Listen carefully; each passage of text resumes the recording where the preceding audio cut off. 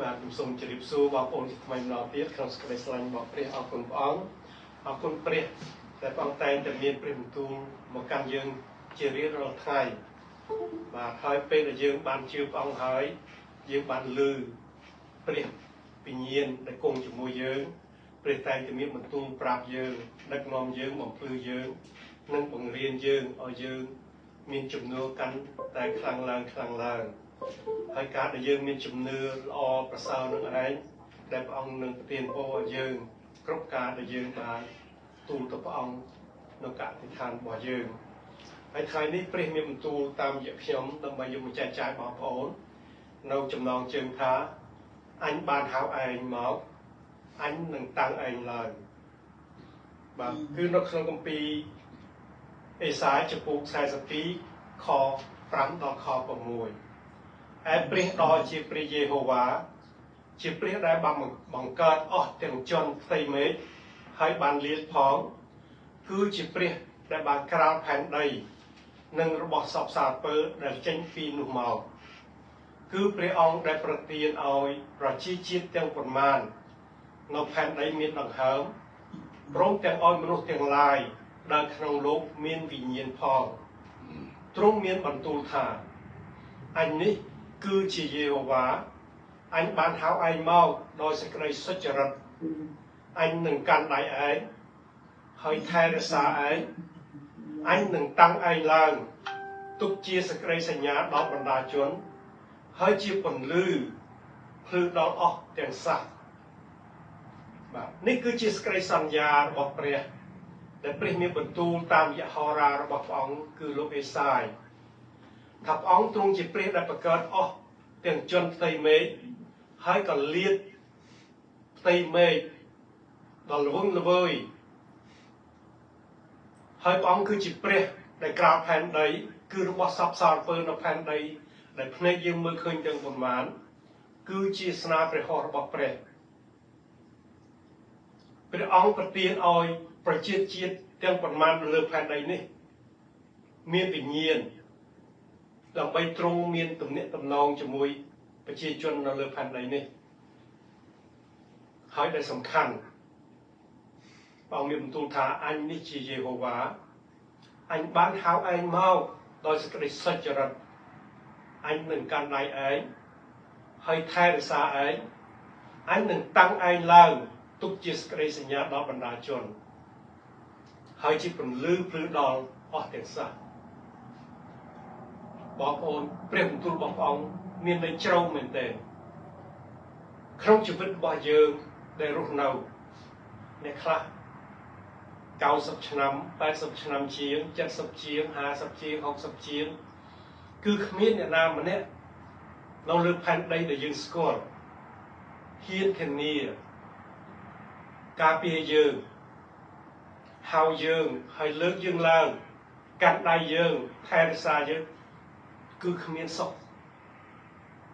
ក៏តែព្រះដល់បង្កើតមេឃបង្កើតផែនដីព្រះបានសន្យាជាមួយយើងថាព្រះអង្គនឹងកាន់ដៃយើងព្រះអង្គនឹងហៅយើងហើយថែរក្សាយើងហើយនឹងតាំងយើងឡើងទៀតដើម្បីជាពន្លឺភ្លឺដល់អស់ទាំងសត្វអូយើងអរគុណព្រះមែនទែនដល់ព្រះបន្ទូលរបស់ព្រះអង្គដែលព្រះអង្គបានសន្យាចំពោះយើងគ្រប់គ្នានេះបាទសូមឲ្យយើងបានសម្រុំចិត្តអរព្រះវរបិតាដែលគង់នៅឋានសួគ៌ដ៏ខ្ពស់បំផុតទុំគុំសូមអរគុណព្រះអង្គនៅព្រះបន្ទូលរបស់ព្រះអង្គថ្ងៃនេះដែលព្រះអង្គបានប្រទានពរតាមរយៈទុំគុំដើម្បីបងប្អូនទាំងអស់គ្នាបានដឹងបានឮពីសេចក្តីសន្យារបស់ព្រះអង្គដែលព្រះអង្គបានត្រាស់ហៅទុំគុំទាំងអស់គ្នាចូលមកក្នុងអាណាចក្ររបស់ព្រះអង្គហើយព្រះអង្គបានតាំងទុំគុំទាំងអស់គ្នាឲ្យជាពន្លឺភ្លឺដល់សាសដតីដល់បងប្អូនញាតិមិត្តជិតឆ្ងាយផងដែរកូនអរគុណព្រះអង្គណាស់ក៏សូមព្រះអង្គគង់ជាមួយកូនដឹកនាំមាត់កូនចិត្តកូនគំនិតកូនសូមឲ្យគ្រប់ទាំងពាក្យដែលកូនបាននិយាយចេញជាទីគប់ហាតីរបស់ព្រះអង្គមកពីព្រះអង្គកូនអរគុណទ្រង់កូនអធិដ្ឋានសូមក្នុងព្រះនាមព្រះម្ចាស់ព្រះយេស៊ូវគ្រីស្ទអាមែនយើងដឹងហើយថាយើងជាគ្រឹះបរិស័ទមិនមែនយើងស្វែងរកព្រះមុនទេគឺព្រះអង្គបានស្គាល់យើងតាំងពីយើងនៅក្នុងផ្ទៃម្ដាយហើយព្រះអង្គបានត្រាស់ហៅយើងហើយព្រះអង្គបានរៀបចំជីវិតយើងឲ្យយើងមានវិញ្ញាណមួយដែលរស់ដើម្បីប្រកបជាមួយព្រះអង្គយើងឃើញថាគម្ពីរអេសាយ បានសរសេរតាំងពីជាង500ឆ្នាំមុនគ្រិស្តសករាជមកម្ល៉េះហើយយើងគិត500ឆ្នាំមុនឥឡូវបាន2000ជាងទៀត2500ឆ្នាំមុនដែលលោកហោរ៉ាអេសាយបានសរសេរបទគម្ពីរនេះឡើងហើយយើងឃើញថាការទាំងអស់នេះបានកើតឡើងសម្រាប់យើងដែលជាគ្រិស្តបរិស័ទគឺព្រះបានហៅយើងមកមែនចូលមកក្នុងអាណាចក្ររបស់ព្រះហើយព្រះបានតាំងយើងគ្រប់គ្នាឲ្យយើងមានអំណោយទានផ្សេងគ្នាក្នុងកិច្ចការបម្រើព្រះអង្គហើយពេលមុនយើងអត់ដែលស្គាល់ព្រះយើងអត់យល់ពីជីវិតរបស់យើងយ៉ាងណាទេតែនៅពេលដែលយើងដឹងព្រះអង្គស្គាល់ព្រះអង្គយើងដឹងថាជីវិតយើងរាល់ថ្ងៃនេះគឺព្រះអង្គបានថែរក្សាយើងផ្គត់ផ្គង់យើងកាន់ដៃយើងជារៀងរាល់ថ្ងៃហើយយើងដឹងយ៉ាងច្បាស់ថាសេចក្តីសន្យារបស់ព្រះអង្គគឺជាសេចក្តីសន្យាដ៏ពិតដ៏នៅអកាលជានិច្ចអ្វីដែលព្រះអង្គសន្យាការនោះត្រូវតែកើតឡើងថ្ងៃនេះយើងនឹងរៀនទាំងអស់គ្នានៅសេចក្តីសន្យារបស់ព្រះអង្គថាព្រះអង្គនឹងហៅយើងហើយព្រះអង្គនឹងតាំងយើងឡើងដូច្នេះយើងយកគំរូលោកសូលលោកសាវកប៉ូលជាគំរូដើម្បីយើងយកមកសិក្សាជាមួយគ្នានៅក្នុងថ្ងៃនេះយើងយកជីវិតរបស់លោកប៉ូលដើម្បីមកពិនិត្យមើលថាលោកប៉ូលពីដើមគិតឈ្មោះសូលគិតជាគណៈផារ៉ាស៊ីជាអ្នកដែលដើរបៀតបៀនពួកគ្រីស្ទានក៏បានខ្លាយជាសាវករបស់ព្រះយេស៊ូវដែលមនុស្សម្នាក់ដែលប្រព្រឹត្តអំពើអាក្រក់ធ្វើបាបគ្រីស្ទានចាប់គ្រីស្ទានចងចាប់ដាក់គុកចាប់វាយដំធ្វើបាបគ្រីស្ទានតែព្រះបានហៅលោកសាវកប៉ូលហៅលោកសូលឲ្យមកបម្រើកិច្ចការព្រះអង្គហើយបដូរឈ្មោះគាត់ថាជាលោកប៉ូលវិញហើយយើងមើលពីជីវិតរបស់គាត់ដែលគម្ពីរបានសរសេរនៅក្នុងគម្ពីរកិច្ចការចំពុក22ខ4ពីដើមខ្ញុំជាអ្នកធ្វើទុក្ខបៀតបៀនដល់មនុស្សដែលកាន់តាមផ្លូវនេះឲ្យដល់ស្លាប់ក៏មានព្រមទាំងចាប់ចងគេទាំងប្រុសទាំងស្រីបញ្ជូនទៅដាក់គុកនេះគឺជាពាក្យរបស់លោកសាវកប៉ូលដែលគាត់បានរៀបរាប់ប្រាប់ពីការដែលគាត់បានធ្វើទុក្ខបៀតបៀនដល់ពួកគ្រីស្ទានហើយគាត់រហូតដល់ឈោអនុញ្ញាតឲ្យគេយកដុំថ្មគប់សម្រាប់លោកស្តេផានទៀតផងហើយគាត់ក៏ចាប់បងប្អូនប្រុសស្រីគ្រីស្ទានយកទៅដាក់គុកការនេះបើយើងគិតមើលទៅលោកពលអាក្រក់មែនទែននៅក្នុងទីម៉ូថេខ្សែទី1ចំពុក1ខ13ក៏បានប្រាប់យើងថាកាលពីដើមខ្ញុំជាអ្នកប្រមាថធ្វើទុក្ខបៀតបៀនហើយប្រហើនឈ្លានពានតែទ្រង់បានអាណិតមេត្តាដល់ខ្ញុំពីព្រោះខ្ញុំបានប្រព្រឹត្តដោយល្ងងខ្លៅឥតមានសេចក្តីជំនឿនេះជាការមួយដែលលោកសាវកប៉ូលបានរៀបរាប់ពីការដែលគាត់ពីដើមប្រមាថព្រះយេស៊ូវប្រមាថពួកគ្រីស្ទានហើយធ្វើទុក្ខបៀតបៀនហើយដោយសារសេចក្តីអាណិតមេត្តារបស់ព្រះយេស៊ូវព្រះអង្គក៏បានហៅគាត់ឲ្យចូលមកបម្រើពន្ធកិច្ចរបស់ព្រះអង្គវិញហើយគាត់បានរៀបរាប់ថាម៉េចគាត់បានប្រព្រឹត្តដោយល្ងងខ្លៅឥតមានសេចក្តីជំនឿនៅក្នុងទីម៉ូថេខ្សែទី1ដដែលចំពុក1ខ15ពាក្យនេះគួរជឿហើយគួរទទួលគ្រប់យ៉ាងគឺថាព្រះគ្រីស្ទយេស៊ូវទ្រង់បានយាងមកក្នុងលោកីដើម្បីនឹងជួយសង្គ្រោះមនុស្សមានបាបដែលខ្ញុំនេះជាលេខ1ក្នុងពួកគេលោកសាវកប៉ូលគាត់អត់បានលាក់នៅការប្រព្រឹត្តរបស់គាត់ទេ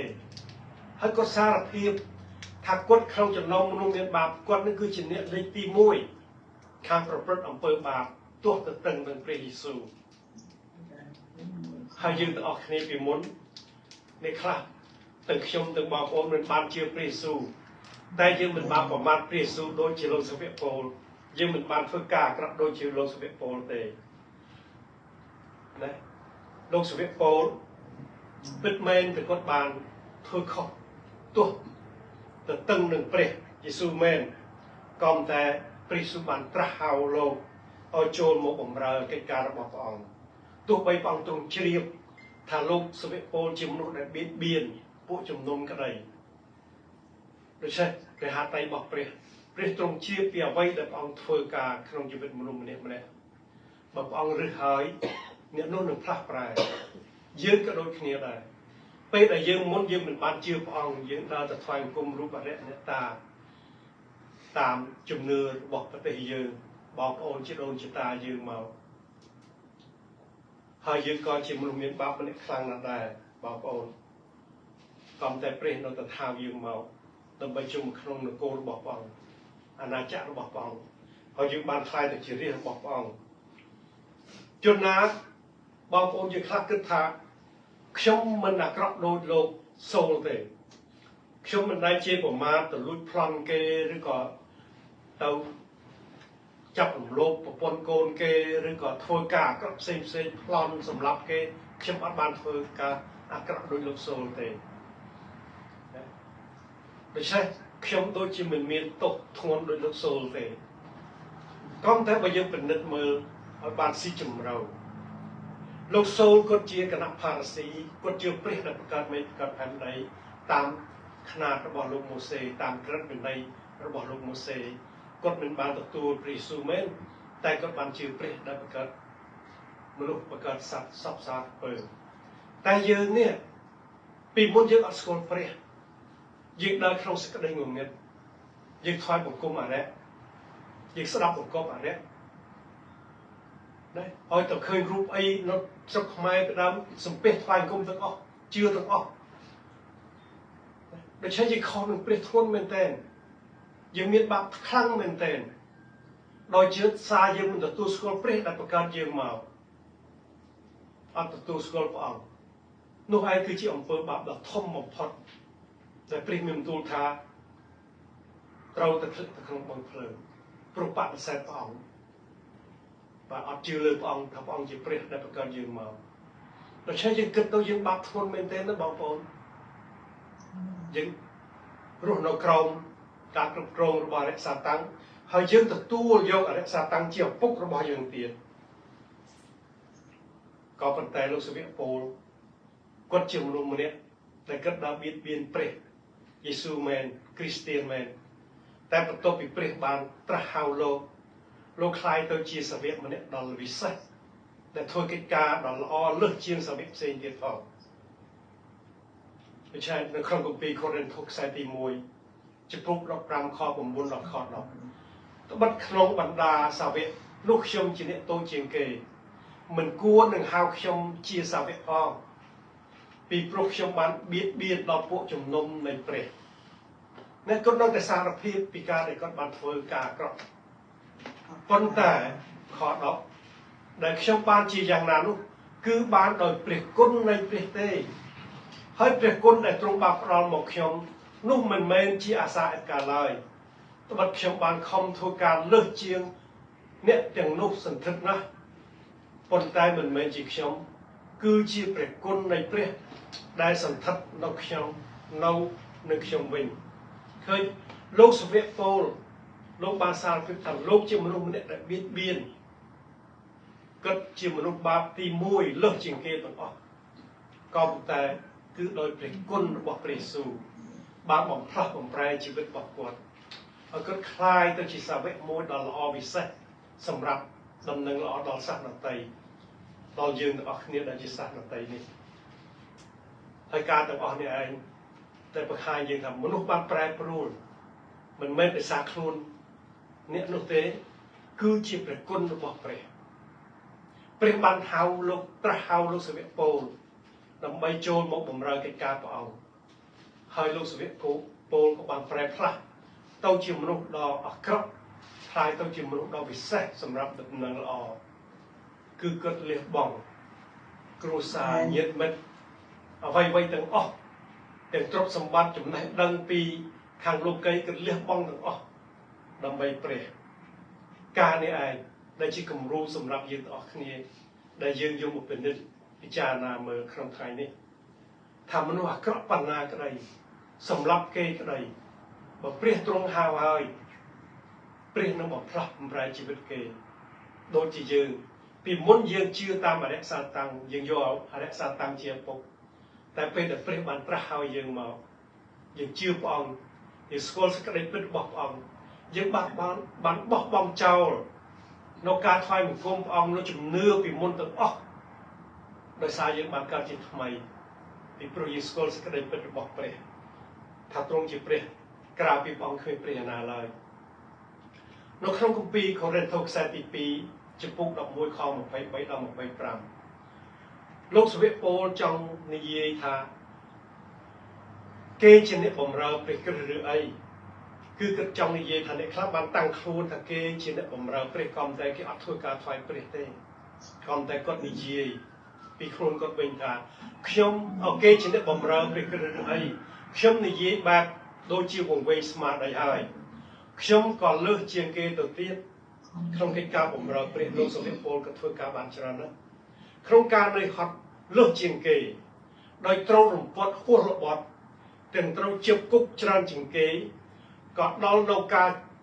នៅភាពចិត្តស្លាប់ជាញឹកញយ5 ដងហើយសាសយូដាវាខ្ញុំ40រំពាត់ខ្វះមួយគឺ39រំពាត់គេវាខ្ញុំនឹងដំបង3 ដងគេចោលខ្ញុំនឹងថ្ម1 ដងខ្ញុំត្រូវសំពៅលិច3 ដងខ្ញុំនៅនីសមុទ្រជ្រៅអស់មួយថ្ងៃមួយយប់ខ្ញុំដើរដំណើរជាច្រើនក៏មានសេចក្តីអន្តរាយនៅទន្លេអន្តរាយដោយពួកចោរប្លន់អន្តរាយដោយសាសរបស់ខ្ញុំអន្តរាយដោយសាសដតីក៏អន្តរាយក្នុងទីក្រុងក្នុងទីរហោឋានក្នុងសមុទ្រក្នុងពួកបងប្អូនខ្លែងខ្លាយដែរខ27ត្រូវនឿយហត់ហើយលំបាកត្រូវចាំយាមជាញយត្រូវស្រេកឃ្លានត្រូវអត់ជាញឹកញយត្រូវរងាហើយត្រូវអាក្រាតផងក្រៅពីការខាងសាច់ឈាមទាំងនោះក៏មានសេចក្តីកង្វល់ខាងឯពួកជំនុំទាំងប៉ុន្មានដែលប្រជ្រៀតមកលើខ្ញុំរាល់តែថ្ងៃជានិច្ចថែមទៀតបាទនេះជាការរៀបរាប់របស់លោកសាវកប៉ូលដែលបានបើកបង្ហាញឲ្យយើងដឹងថាលោកទទួលការទុក្ខលំបាកច្រើនមែនទែនក្នុងកិច្ចការបម្រើព្រះគាត់ពីដើមក្នុងគណៈផារស៊ីគាត់មិនសូវនឿយហត់ទេបងប្អូនគាត់មានឋានៈខ្ពស់គាត់មានចំណេះចេះដឹងរៀនចេញពីសាលាជនខ្ពស់របស់ខាងគណៈបកផារស៊ីគាត់មានទ្រព្យសម្បត្តិគាត់អាចចាប់គេចងមានអំណាចតែពេលដែលគាត់បានថ្វាយខ្លួនដល់ព្រះយេស៊ូវធ្វើជាសាវករបស់ព្រះយេស៊ូវគាត់មានការនឿយហត់ច្រើនមែនទែនបងប្អូនមើលឃើញគាត់រៀបរាប់គឺគាត់ទទួលរងទុក្ខវេទនាខ្លាំងណាស់ក្នុងកិច្ចការបម្រើព្រះតែគាត់នៅតែតស៊ូបើយើងប្រៀបមកយើងវិញថាតើយើងនឿយហត់មានទុក្ខលំបាកដូចគាត់ទេយើងអត់មាននឿយហត់ឬក៏មានការបៀតបៀនដូចជាគាត់ទេដូច្នេះហើយបានយើងពិចារណាមើលប្រៀបធៀបមើលពីជីវិតរបស់លោកសាវកប៉ូលនិងជីវិតរបស់យើងរាល់ថ្ងៃនេះព្រះទ្រង់បានត្រាស់ហៅយើងចូលមកក្នុងអាណាចក្ររបស់ព្រះអង្គព្រះបានប្រទានពរឲ្យយើងមានព្រះវិញ្ញាណបរិសុទ្ធគង់ជាមួយយើងហើយព្រះក៏បានប្រទានពរព្រះវិញ្ញាណរបស់ព្រះអង្គទៅដល់លោកសាវកប៉ូលដែរបងប្អូនពិចារណាមើលថាតើសាវករបស់ព្រះយេស៊ូវក្នុងសម័យនោះដែលបានទទួលព្រះវិញ្ញាណបរិសុទ្ធថាតើគេមានអំណាចបញ្ជាស្ដារពីព្រះវិញ្ញាណបរិសុទ្ធប៉ុណ្ណាតើព្រះវិញ្ញាណបរិសុទ្ធនៅសម័យសាវកព្រះយេស៊ូវនិងព្រះវិញ្ញាណបរិសុទ្ធដែលយើងរាល់គ្នាកំពុងទទួលរាល់ថ្ងៃនេះតើខុសគ្នាឬអីតើព្រះវិញ្ញាណបរិសុទ្ធសម័យសាវកព្រះយេស៊ូវមានអំណាចបញ្ជាស្ដារអាចធ្វើការអស្ចារ្យជាច្រើនក៏តែមកសម័យយើងនេះយើងបានទទួលព្រះវិញ្ញាណបរិសុទ្ធមកដូចគ្នាតែហាក់ដូចជាមិនមានអំណាចបារមីដូចសម័យពួកសាវករបស់ព្រះយេស៊ូវទេដូច្នេះមានបងប្អូនខ្លះគិតឆ្ងល់ថាតើព្រះវិញ្ញាណបរិសុទ្ធខុសគ្នាឬអីការពិតមិនខុសគ្នាទេបងប្អូនអំណាចរបស់ព្រះវិញ្ញាណបរិសុទ្ធនៅតែដដែលអត់ផ្លាស់ប្រែទេតែដែលសពដែលខុសគ្នាគឺត្រង់ថាសម័យសាវករបស់ព្រះយេស៊ូវគេទទួលការបៀតបៀនខ្លាំងមែនទែនសាវកជាច្រើនត្រូវការគេវាយធ្វើបាបដោយលោកពេត្រុសជាមួយលោកយូហានក្រុមពួកគណៈផាស៊ីចាប់យកទៅចោលវាយធ្វើបាបដើម្បីឈប់ផ្សាយដំណឹងល្អហើយយើងមើលលោកសាវកប៉ូលគាត់វេទនាប៉ុណ្ណាបងប្អូនត្រូវគេវាយរំពាត់ត្រូវគេគប់នឹងដុំថ្មជិតស្លាប់បាទមានការបៀតបៀនខ្លាំងមែនទែនដូច្នេះពេលណាដែលមានការបៀតបៀនខ្លាំងពេលនោះហើយដែលព្រះវិញ្ញាណបរិសុទ្ធធ្វើការអស្ចារ្យជាច្រើនដើម្បីបង្ហាញថាព្រះគង់ជាមួយគេចំណែកយើង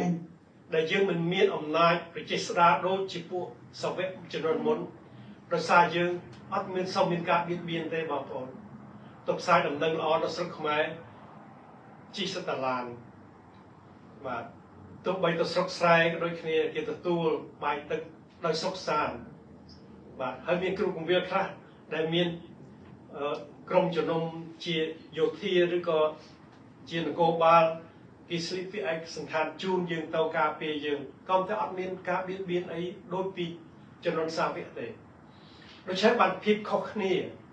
តែហេតុអ្វីបានសាវកពីដើមមានអំណាចប្រជាស្ដារអាចប្រោះមនុស្សឈឺខ្វាក់ខ្វិនមនុស្សស្លាប់ឲ្យរស់បានហើយសម័យយើងនេះអត់មាននោះគឺជាលក្ខណៈខុសគ្នាមិនមែនមកពីព្រះវិញ្ញាណទេបងប្អូនមកពីជំនឿរបស់យើងដូច្នេះបានមានសិស្សរបស់ព្រះយេស៊ូវទៅសួរព្រះអង្គថាហេតុអ្វីបានជាគេទៅផ្សាយដំណឹងល្អអត់ទៅដាក់ដៃឲ្យគេអត់បានជានៅក្នុងគម្ពីរម៉ាថាយចំពុក17ខ19ខ21នោះពួកសិស្សមកឲ្យព្រះយេស៊ូវដោយឡែកទូលសួរថា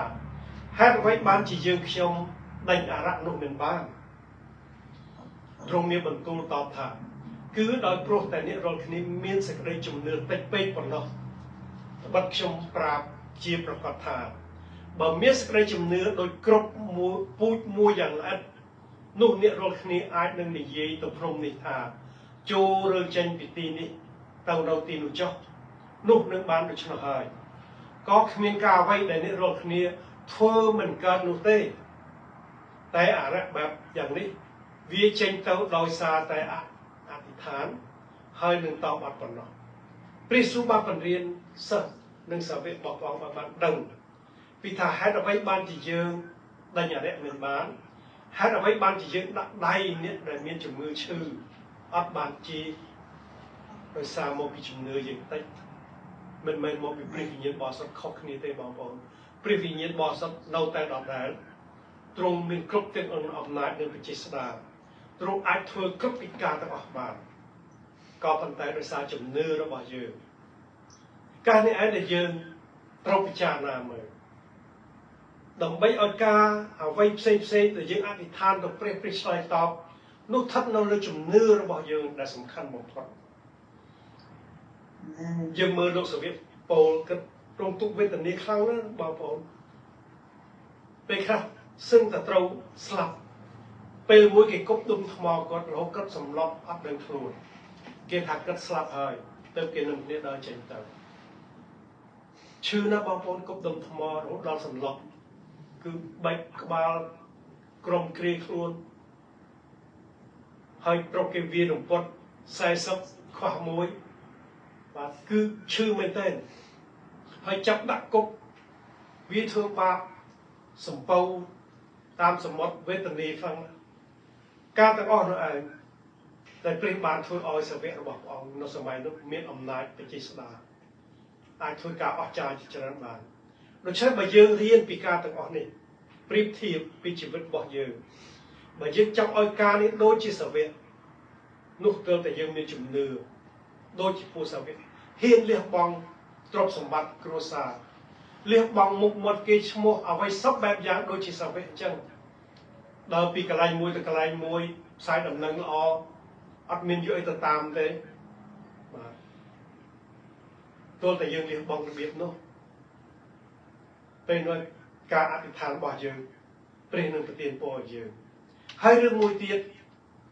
ជីវិតរបស់យើងរាល់ថ្ងៃនេះ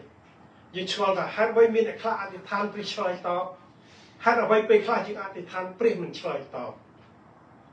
នោះយើងមើលនៅក្នុងគម្ពីរពេត្រុសខ្សែចំពុក3ខ17ដល់18ត្បិតបើព្រះទ្រង់សពព្រះហត្ថីឲ្យអ្នករាល់គ្នារងទុក្ខនោះស៊ូរងដោយព្រោះការល្អជាងការអាក្រក់បើព្រះឲ្យយើងរងទុក្ខវេទនាគុំអន់ចិត្តនឹងព្រះគុំខឹងព្រះគុំជាប់ព្រះព្រះអង្គចង់ឲ្យយើងរងទុក្ខវេទនាដើម្បីយើងមានការល្អឲ្យយើងបានទទួលនៅលទ្ធផលល្អទៅថ្ងៃក្រោយបើយើងមិនបានទទួលរងទុក្ខទេនោះយើងអត់ដឹងពី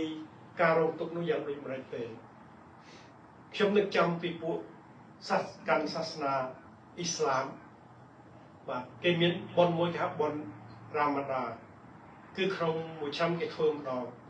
ក្នុងរយៈពេល1 ខែពីព្រលឹមថ្ងៃរះរហូតថ្ងៃលិចគេអត់ហូបអ្វីទាំងអស់សូម្បីតែទឹកមាត់ក៏គេអត់លេបផងដែរគឺគ្រប់គ្នាតាំងពីថ្ងៃរះរហូតថ្ងៃលិចគឺគេអត់បរិភោគអាហារទេតែទឹកក៏មិនញ៉ាំទឹកមាត់ក៏គេមិនលេបគេកាន់តាមព្រោះគេថាដើម្បីឲ្យយើងយល់ថាតើភាពដែលអត់ឃ្លានក្នុងមួយថ្ងៃនោះយើងមានការពិបាកប៉ុណ្ណាបើយើងដឹងថាយើងមានការពិបាកចូលឲ្យយើងចែករំលែកទ្រព្យសម្បត្តិដែលយើងមានម្ហូបចំណីដែលយើងមានទៅដល់អ្នកដែលខ្វះខាតនោះគឺគេបង្រៀនបាទគេបង្រៀនឲ្យអ្នកដែលកាន់សាសនាអ៊ីស្លាមដែរធ្វើជាគំរូថាបើយើងអត់ឃ្លានក្នុងមួយថ្ងៃយើងមានការលំបាកយ៉ាងណាទម្រាំអ្នកដែល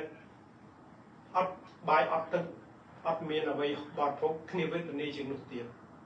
ក៏តែពួកគេបន្ទាប់ពីថ្ងៃលិចគេញ៉ាំបានមួយឆ្អែតរហូតដល់ថ្ងៃរះឡើងវិញនេះជាគំរូមួយខ្ញុំយល់ថាខ្ញុំមិនឲ្យយើងធ្វើតាមគេទេក៏តែយើងមកយកពិចារណាថាបើយើងចេះតស៊ូទ្រាំទ្រគ្រប់ការទុកលំបាកផ្សេងនោះព្រះនឹងប្រទានពរដល់យើងខ18ប្រាប់យើងថាម៉េចព្រោះព្រះគ្រីស្ទទ្រង់បានរងទុក្ខម្ដងដោយព្រោះបាបដែរគឺជាព្រះដ៏សុចរិតទ្រង់រងទុក្ខជំនួសមនុស្សទុច្ចរិតដើម្បីនឹងនាំយើងរាល់គ្នាទៅដល់ព្រះដោយទ្រង់ត្រូវគេធ្វើគុតខាងសាច់ឈាមតែបានព្រះវិញ្ញាណប្រោះឲ្យរស់វិញសូម្បីតែព្រះយេស៊ូវទ្រង់ជាព្រះដ៏បរិសុទ្ធព្រះអង្គមកយកកំណត់ជាមនុស្សព្រះអង្គក៏ត្រូវរងទុក្ខជំនួសអំពើទុច្ចរិតរបស់យើងដើម្បីនឹងសង្គ្រោះយើងឲ្យរួចផុតពីអំពើបាបអំពើរំលងដែលយើងបានធ្វើខុសចំពោះព្រះអង្គការនេះឯងជាគំរូដល់យើងដូច្នេះដើម្បីយើងសពប្រហាតីព្រះឲ្យយើងរងទុក្ខ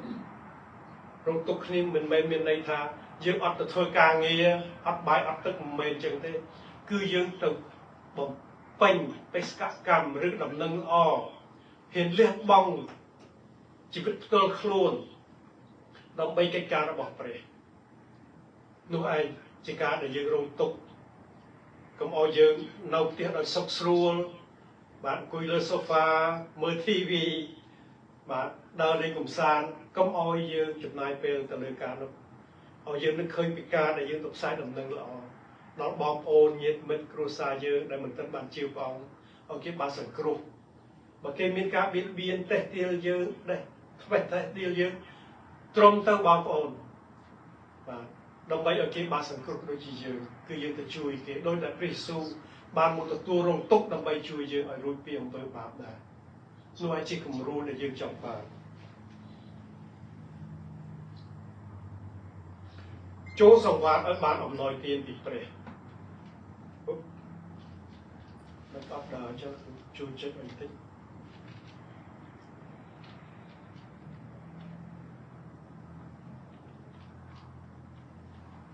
អត់មកទេ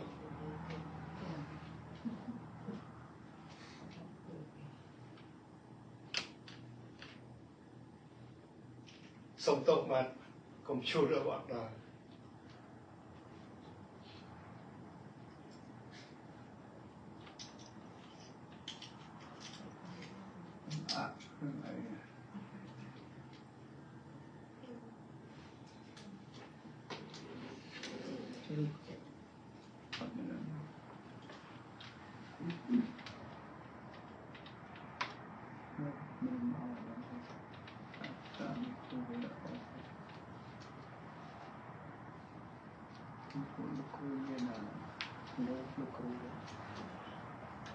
អូខេដូច្នេះព្រះសពហត្ថដោយសារកុំព្យូទ័រអត់ដើរខ្ញុំដល់វិញទៅដោយសារកុំព្យូទ័រអត់ដើរខ្ញុំសូមឲ្យអាននៅគម្ពីរកូរិនថូសខ្សែទី1ចំពុក14ខ1ចូលដេញតាមសេចក្តីស្រឡាញ់ចុះហើយសង្វាតចង់បានអស់ទាំងអំណោយទានខាងឯវិញ្ញាណដែរតែស៊ូឲ្យចេះអធិប្បាយជាដើមបាទព្រះបន្ទូលនៅក្នុងគម្ពីរកូរិនថូសខ្សែទី1ចំពុក14ខ1បានប្រាប់យើងថាចូលឲ្យយើងដេញតាមសេចក្តីស្រឡាញ់ចុះដោយសង្វាតចង់បានអស់ទាំងអំណោយទានខាងវិញ្ញាណអំណោយទានមាន2យ៉ាងបងប្អូន អ្នកខ្លះគេចង់បានអំណោយទានដើម្បីគេខ្លាយទៅជាមនុស្សម្នាក់ដែលអរគុណព្រះអង្គខ្ញុំសូមអានម្ដងទៀតនៅក្នុងគម្ពីរកូរិនថូសខ្សែទី1ចំពុក14ខ1ចូលដេញតាមសេចក្តីស្រឡាញ់ចុះហើយសង្វាតចង់បានអស់ទាំងអំណោយទានខាងឯវិញ្ញាណដែរអំណោយទានពីព្រះមានពីរយ៉ាងអ្នកខ្លះគេចង់បានអំណោយទានខាងសាច់ឈាមគឺគេអធិដ្ឋានចង់បានការងារល្អចង់បានផ្ទះល្អឡានល្អគេចង់បានមុខមាត់បនស័កឬក៏គេចង់បានអ្វីៗដែលភ្នែកមើលឃើញក៏តែព្រះបន្ទូលរបស់ព្រះអង្គនៅក្នុងគម្ពីរកូរិនថូសនេះព្រះអង្គមានបន្ទូលថាចូលឲ្យយើងសង្វាតចង់បានអំណោយទានខាងវិញ្ញាណវិញគឺអំណោយទានខាងវិញ្ញាណវិសេសជាងអំណោយទានខាងសាច់ឈាមអំណោយទានខាងទ្រព្យសម្បត្តិរបស់ដែលមើលឃើញខ្ញុំជួបមនុស្សម្នាក់គេថាគេចង់ជឿព្រះយេស៊ូវតែនៅពេលដែលខ្ញុំបញ្យល់ប្រាប់គេថាការដែលចង់ជឿព្រះយេស៊ូវនេះចង់បានអីដែលសំខាន់គេថាគេចង់បានមុខរបររស់ស៊ីការងារល្អទ្រព្យសម្បត្តិខ្ញុំថានឹងខុសហើយបងប្អូនបាទការដែលយើងមករកព្រះយេស៊ូវគឺយើងចង់បានអំណោយទានខាងវិញ្ញាណព្រោះការដែលយើងបានអំណោយទានខាងវិញ្ញាណនឹងឯងដែលយើងបានស្ដាប់ប្រកបព្រះយើងដើរតាមព្រះនោះព្រះនឹងប្រទានពរអ្វីៗសពបែបយ៉ាងជាខាងក្រោយដែលសំខាន់ឲ្យយើងបានស្គាល់ព្រះអង្គដើរតាមព្រះអង្គជាមុនសិននៅក្នុងគម្ពីរអេភេសូចំពុក2ខ8ត្បិតគឺដោយព្រះគុណដែលអ្នករាល់គ្នាបានសង្គ្រោះដោយសារសេចក្តីជំនឿហើយសេចក្តីនោះក៏មិនមែនកើតពីអ្នករាល់គ្នាដែរគឺជាអំណោយទានរបស់ព្រះវិញអ្វីៗគឺជាអំណោយទានរបស់ព្រះមិនមែនយើងប្រកែយើងឆ្លាតយើងមានប្រាជ្ញាឬក៏យើងរស់ស៊ីមានបានមានបុណ្យស័ក្តិធំធាត់បើយើងអត់ជឿព្រះយើងយល់ថាអូកម្លាំងយើងប្រាជ្ញាយើងសមត្ថភាពយើងតែនៅពេលដែលយើងជឿព្រះយើងដឹងថាអ្វីៗដែលយើងមានគឺជាអំណោយទានពីព្រះទាំងអស់សូម្បីតែជីវិតយើងរស់នៅរាល់ថ្ងៃនេះដែលយើងមានបណ្ណាយើងបរិភោគបណ្ណាយើងមានអ្វីនៅផ្ទះសម្បែងយើងជំនិចគឺជាអំណោយទានរបស់ព្រះទាំងអស់នៅក្នុងគម្ពីរអេភេសូចំពុក4ខ11ហើយទ្រង់បានប្រទានឲ្យអ្នកខ្លះបានធ្វើជាសាវកខ្លះជាគ្រូអធិប្បាយខ្លះជាគ្រូផ្សាយដំណឹងល្អខ្លះជាគ្រូកងវិលហើយខ្លះជាគ្រូបង្រៀនទាំងអស់នឹងឯងគឺសុទ្ធតែជាអំណោយទានពីព្រះទាំងអស់បងប្អូនកុំឲ្យមានអ្នកណាមួយអួតខ្លួនថាខ្លួនប្រកែចេះការទាំងអស់នេះឡើយគឺជាអំណោយទានរបស់ព្រះដែលព្រះបានប្រទានពរឲ្យយើងគ្រប់គ្នាមានខុសៗគ្នាដូច្នេះបើយើងបានអំណោយទានពីព្រះបែបណាសូមឲ្យយើងបានប្រើប្រាស់អំណោយទានដែលព្រះបានប្រទានពរឲ្យយើងនោះចុះកុំឲ្យចំណែននឹងអ្នកដទៃអ្នកខ្លះព្រះឲ្យអំណោយទានខាងច្រៀងបងប្អូនយើងមើលលោកីជាមួយយើងជាអ្នកជឿព្រះអាយុ50-60ឆ្នាំហើយកណ្រមានមនុស្សចាស់ណាទៅច្រៀងណាក៏តែសម្រាប់អ្នកបម្រើព្រះសម្រាប់គ្រីស្ទានអាយុ70-80នៅតែស្រែកច្រៀងថ្វាយព្រះនៅតែភាពខុសគ្នាបងប្អូនឃើញគឺជាអំណោយទានពីព្រះហើយអ្វីៗដែលយើងបានគឺជាអំណោយទានពីព្រះទាំងអស់គ្រប់ការទាំងអស់ដែលយើងបានទទួលគឺជាអំណោយទានពីព្រះនៅក្នុងគម្ពីរកូរិនថូសខ្សែទី1ចំពុក12ខ4ដល់ខ7រីឯអំណោយទាននោះមានផ្សេងពីគ្នាតែគឺជាព្រះវិញ្ញាណដដែលទេហើយក៏មានមុខងារផ្សេងពីគ្នាតែគឺជាព្រះអម្ចាស់ដដែលដែរព្រមទាំងមានរបៀបធ្វើផ្សេងពីគ្នាទៀតតែគឺជាព្រះដដែលនោះឯងដែលទ្រង់ធ្វើគ្រប់ទាំងអស់ក្នុងមនុស្សទាំងអស់ហើយទ្រង់ប្រទានឲ្យព្រះវិញ្ញាណសម្ដែងមកក្នុងគ្រប់គ្នាដើម្បីឲ្យបានកើតផលយើងទាំងអស់គ្នាជីវិតរាល់ថ្ងៃនេះគឺយើងមានព្រះវិញ្ញាណដែលគង់ជាមួយយើងព្រះវិញ្ញាណបានប្រទានពរឲ្យយើងម្នាក់មានអំណោយទានខុសគ្នាហើយការដែលយើងបានទទួលអំណោយទានខុសគ្នាគឺមកតែពីព្រះវិញ្ញាណដដែលនឹងឯងអត់មានខុសគ្នាទេព្រះអង្គមិនចេះផ្លាស់ប្រែព្រះអង្គមិនប្រែប្រួលព្រះអង្គនៅតែមានអំណាចវិជាស្រាតាំងពីសម័យសាវករហូតមកដល់សព្វថ្ងៃនេះហើយព្រះត្រាស់ហៅយើងសម័យព្រះហៅយើងសម័យនេះនិងព្រះត្រាស់ហៅពួកសាវកសម័យមុនដូចតែគ្នា ដូច្នេះសូមឲ្យយើងបានយល់ឲ្យច្បាស់ថាការដែលយើងមានជីវិតឬមានមុខងារធ្វើផ្សេងគ្នាគឺជាអំណោយទានពីព្រះទាំងអស់បងប្អូនកុំឲ្យងាយឆ្ងល់តទៅទៀតអេមែនបាទនៅក្នុងគម្ពីរ Corinth ខ្សែទី2ចំពុក3ខ5លោកសាវកពលបានប្រាប់យើងថាមិនមែនថាយើងខ្ញុំពូកែល្មមដោយខ្លួនឯង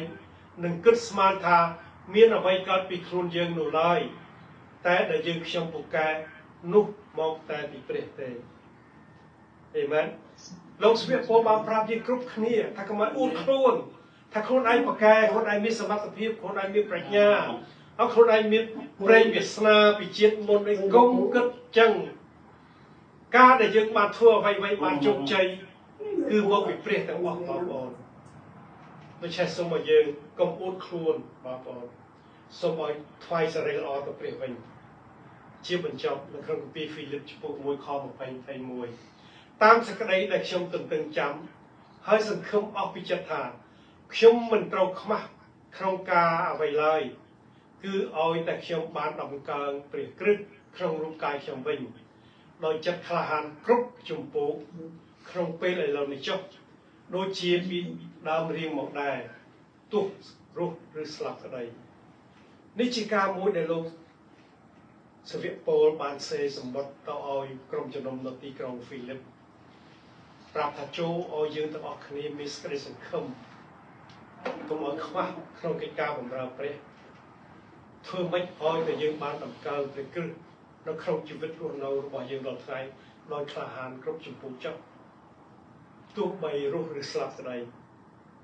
លោកសាវកយូហានលោកសាវកពូលបានផ្ដាំឲ្យយើងកុំខ្លាចស្លាប់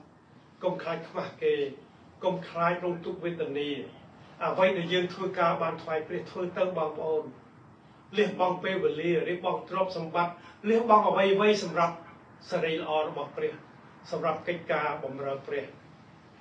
ហើយលោកសាវកពូលបានសរសេរខ21ថាម៉េចត្បិតឯខ្ញុំដែលរស់នៅនោះគឺសម្រាប់ព្រះគ្រិស្តទេហើយដែលស្លាប់ទៅនោះគឺជាកម្រៃវិញដូច្នេះនៅពេលដែលយើងមានជីវិតរស់នៅនៅឡើយសូមឲ្យយើងបានធ្វើការថ្វាយព្រះអស់ពីចិត្តអស់ពីគំនិតអស់ពីកម្លាំងនិងអស់ពីវិញ្ញាណរបស់យើងដើម្បីឲ្យព្រះសពហាតីនឹងប្រទានពរឲ្យយើងមានអំណោយទានមានទឹកអំណាចវិចេស្តាមកពីព្រះវិញ្ញាណបរិសុទ្ធដើម្បីនឹងដាក់ដៃអ្នកដែលឈឺបានជាដើម្បីនឹងផ្សាយដំណឹងល្អឲ្យគេបានជឿដើម្បីនឹងធ្វើការថ្វាយព្រះដើម្បីឲ្យនគររបស់ព្រះបានលាតបានលឺរន្ទឺពាសពេញលើផែនដីនេះហើយបងប្អូនយើងដែលមិនទិនជាព្រះអង្គឲ្យគេបានថ្វាយខ្លួនទទួលព្រះអង្គជាព្រះអង្គសង្គ្រោះដូចជាយើងដែរឆែកមេរៀនថ្ងៃនេះបងបានបង្រៀនយើងថាព្រះទ្រង់ហៅយើងហើយព្រះទ្រង់តាំងយើងឡើងដូច្នេះសូមឲ្យយើងបានទទួលនៅពពកពីព្រះអង្គហើយធ្វើការថ្វាយព្រះអង្គអស់ពីចិត្តអស់ពីគំនិតអស់ពីកម្លាំងរបស់យើងអេមែនបាទអរគុណព្រះអង្គអរព្រះយេស៊ូវគ្រីស្ទជាព្រះអង្គចាស់នៃទុំគុំសូមអរគុណព្រះអង្គណាស់នៅពេលបន្ទូលរបស់ព្រះអង្គថ្ងៃនេះដែលព្រះអង្គបានដាស់តឿនទុំគុំដល់គ្នាហើយបានចេះលះបង់ដើម្បីកិច្ចការរបស់ព្រះអង្គទោះបីជីវិតឬក៏ស្លាប់ក្តីសូមឲ្យគ្រប់គ្នាបានជឿទុកចិត្តលើព្រះអង្គលើសេចក្តីសន្យារបស់ព្រះអង្គថាព្រះអង្គនឹងយកយើងទាំងអស់គ្នាទៅនៅឯនគរឋានសួគ៌ក្រោយពេលវេលាកំណត់ដែលយើងត្រូវរស់នៅលើផែនដីនេះវេលាណានោះព្រះអង្គនឹងយកយើងទៅនៅឯនគរឋានសួគ៌ជាមួយព្រះអង្គជាពិតប្រាកដសូមឲ្យយើងបានចេះលះបង់នៅអ្វីៗសម្រាប់កិច្ចការរបស់ព្រះអង្គដើម្បីបម្រើព្រះអង្គអស់ពីចិត្តអស់ពីគំនិតរបស់យើងផងដែរព្រះអង្គឲ្យទុំគុំសូមអរគុណព្រះអង្គក៏សូមអរគុណជាមួយបងប្អូនអរគ្នាសូមឲ្យគ្រប់គ្នាបានប្រកបដោយព្រះគុណរបស់ព្រះអង្គគោលអរគុណទ្រង់គោលអត្ថាសូមក្នុងព្រះនាមព្រះអង្គចាស់ព្រះយេស៊ូវគ្រីស្ទអាមែនអាមែនហាឡេលូយ៉ា